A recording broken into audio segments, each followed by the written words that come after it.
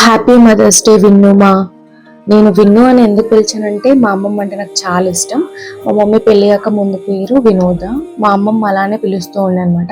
So నేను అలానే పిలుస్తాను మా మమ్మీని. అమ్మ అనే పదం 2 అక్షరాలే కావచ్చు, కానీ అమ్మ పంచే ప్రేమ అనంతమైనది. ఈ రోజు నేను ఇట్లా ఉన్నా అంటే దానికైతే రీజన్ మా మమ్మీయే.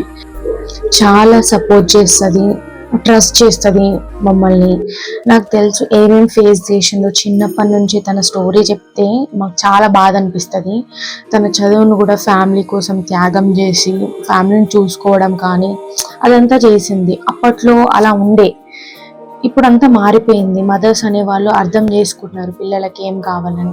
చిన్న వయసులో పెళ్లి చేసిన 4 ఆడపిల్లలు పుట్టారు. 4 ఆడపిల్లలు పుట్టిన లోకులు కాకులా సూటిపోటి మాటలతో ఏం చేస్తారు, పెళ్లి చేసేయండి అని అన్నా కూడా మా మమ్మీ లేదు, నేను చదువుకోలేదు, నేనేం చేయలే, బట్ నా పిల్లలు అట్లా కావద్దు అని మా 4కి ఎంత చేయాలో అంత చేశారు మా మమ్మీ మా డాడీ. ఇప్పటి వరకు ఎప్పుడు ఒకటే చెప్తారు మా మమ్మీ, మనం మంచి మనసుతో ఏదైనా చేస్తే మనకు మంచిగా వస్తుందని. So I definitely follow. నేనైతే అది ఖచ్చితంగా అవుతుందని నమ్ముతా.